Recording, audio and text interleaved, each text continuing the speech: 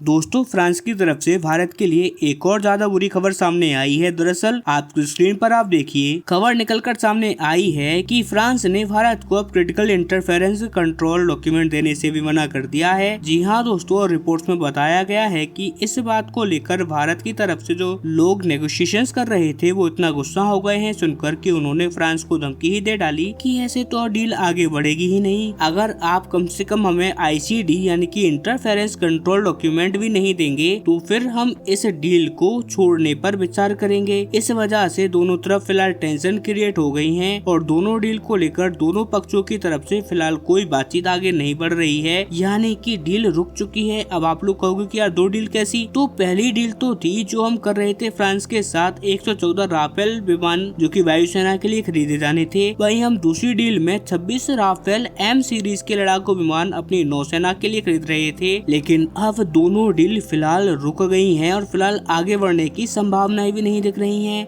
हालांकि आप लोग कहोगे कि यार ये ICD क्या है और क्यों ये इतनी इम्पोर्टेंट है, तो इससे मैं बहुत आसान भाषा में मैं आपको समझा देता हूँ। दरअसल अगर किसी भी देश से कोई भी लड़ाकू विमान आप खरीदोगे तो वो 3 कंडीशन के साथ आता है। पहला विद सोर्स कोड, दूसरा कंडीशन जो होता है वो होता है विद ICD डॉक्यूमेंट और तीसरी जो कंडीशन होती है वो होती है नो वेपन इंटीग्रेशन, यानी कि आप मांग करते हो कि हमें लड़ाकू विमान का सोर्स कोड चाहिए और वो आपको मिल जाता है तो फिर आप उस लड़ाकू विमान में अपना कोई भी हथियार उस देश से पूछे बिना लगा सकते हैं जिससे आपने लड़ाकू विमान खरीदा है। लेकिन अगर आपको सोर्स कोड नहीं मिलता तो आप मांग करते हो इंटरफेरेंस कंट्रोल डॉक्यूमेंट की ICD। अगर आपको मिल जाता है लड़ाकू विमान के साथ तो आप अपना कोई भी हथियार उस लड़ाकू विमान में लगा सकते हो, लेकिन विद परमिशन, यानी कि पहले आपको उस देश से परमिशन लेनी पड़ेगी जिस देश से आपने लड़ाकू विमान खरीदा है। अगर उसने परमिशन दे दी तो फिर आप अपना कोई भी वेपन सिस्टम, मिसाइल उस लड़ाकू विमान में लगा सकते हैं। लेकिन अगर आपको ये दोनों नहीं मिलेंगे तो फिर आप जाओगे तीसरी कंडीशन में, यानी कि नो वेपन इंटीग्रेशन में, यानी कि NWI। इसका मतलब ये होता है कि आपको लड़ाकू विमान जिस देश से खरीदा है आपने उससे ही मिसाइलें भी खरीदनी होंगी और वही मिसाइलें आप लगा सकते हो अपने फाइटर जेट में। अपना खुद का कोई भी वेपन सिस्टम आप नहीं लगा पाएंगे। अब क्योंकि फ्रांस ने हमें सोर्स कोड देने से मना कर दिया है और इसी वजह से हमें लग रहा था कि चलो सोर्स कोड नहीं तो कम से कम हमें ICD तो मिल ही जाएगा, क्योंकि इसी ICD के साथ में हमें मिराज 2000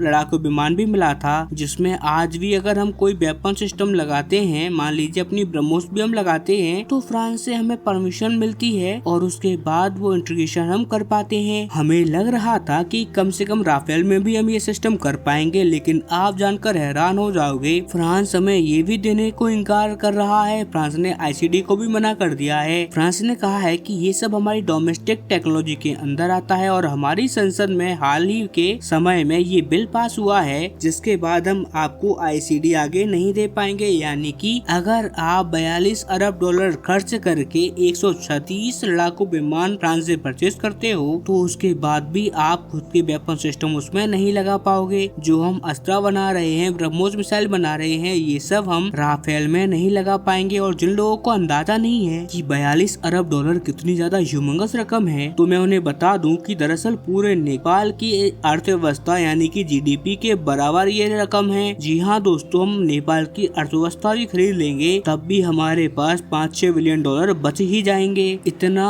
अमाउंट हम खर्च कर रहे हैं। इतना ही नहीं, F-35 लड़ाकू विमान बनाने में अमेरिका को टोटल खर्चा ही करीबन 40 बिलियन डॉलर आया था। अब आप खुद सोचिए, F-35 लड़ाकू विमान तैयार कर लिया था अमेरिका ने, इतना पैसा खर्च करके इतने में हम बस राफेल परचेज कर रहे थे फ्रांस से, और उसके बावजूद फ्रांस हमें देने को रेडी नहीं है। क्या ICD जैसी एक मामूली चीज, यानी कि हम कह रहे थे कि हम आपसे परमिशन लिया करेंगे और उसके बाद ही हम अपनी मिसाइलें आपके फाइटर जेट में लगाएंगे। अगर आप हमें परमिशन नहीं दोगे तो हम कोई मिसाइल अपनी नहीं लगाएंगे। वो भी फ्रांस ने हमें मना कर दिया है। और ये क्यों कर रहा है फ्रांस? तो इसका जवाब है लालच। लालच बहुत बुरी वाला है। फ्रांस को लग रहा है कि भारत के पास कोई ऑप्शन है नहीं। भाई अमेरिका के साथ आपके सामने ठीक ठीक नहीं है तो अमेरिका का आप कोई लड़ाकू विमान खरीदेंगे नहीं। रूस पर प्रतिबंध लगे हुए हैं, अमेरिका वो आपको नहीं खरीदने देगा। कुल मिलाकर भारत को बहुत मुश्किल होने वाली है। इसके अलावा रूसी वेपन टेक्नोलॉजी उस क्वालिटी की फिलहाल आ नहीं रही है। तो ऐसे में भारत के पास ऑप्शन क्या है? जी हाँ, भारत के पास कोई ऑप्शन नहीं है। भारत को थक हार कर फ्रांस के दरवाजे पर ही जाना पड़ेगा और इसी का फायदा उठा रहा है फ्रांस को लग रहा है कि 43 अरब डॉलर ये राफेल तो ये बेचेंगे ही इतनी महंगे कीमतों में। इसके अलावा आने वाले 30 साल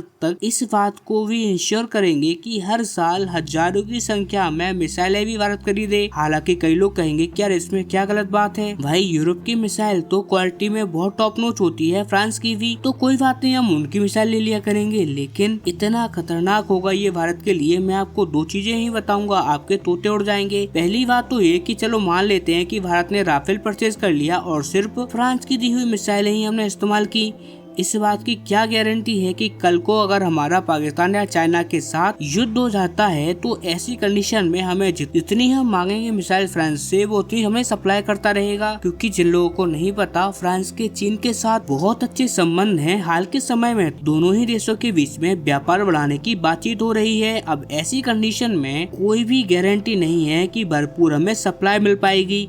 दूसरी बड़ी बात, फ्रांस और यूरोप की मिसाइलें जो एमबीडीए बनाता है वो हद से ज्यादा महंगी बनाता है। यानी कि भारत की जो नंबर 1 क्रूज मिसाइल है, जिसे कि वर्ल्ड में सबसे बेस्ट माना जाता है, यानी कि ब्रह्मोस, उससे आपको 4 गुना कीमत में तो एक बेसिक सी मिसाइल मिलेगी जिसकी कुछ ढंग की क्वालिटी भी नहीं होगी। इतनी महंगी ये मिसाइल होती है। अगर हम टॉप नॉच मिसाइल परचेज करेंगे, मीटियोर जैसी मिसाइल है, तो हमें 6-7 गुना प्राइस पे करना पड़ता है। यानी कि सालाना अरबों डॉलर हम थैले में पैक करके फ्रांस भेजा करेंगे और ये चलेगा आने वाले 30-40 सालों तक। हम अपने आप को मिसाइलों के लिए गुलाम बना सकते हैं यूरोप का। और जो लोग नहीं जानते, हम भले ही खुद का लड़ाकू विमान ना बना पा रहे हों, लेकिन मिसाइलों के मामले में हम बहुत अच्छे हैं, मतलब कि बहुत ही ज्यादा अच्छे। यूरोप और अमेरिका की लेवल की मिसाइलें हम बना सकते हैं। इवन भारत के पास उस लेवल की और उससे अच्छी ही मिसाइलें मिलेंगी, जैसे कि अग्नि हो गया, अस्त्रा हो गया, ब्रह्मोस हो गया या प्रलय जैसी मिसाइलें हो गई। हम हर एक कैटेगरी में वर्ल्ड क्लास मिसाइलों के मामले में आते हैं। तो ऐसे में जब हमारे पास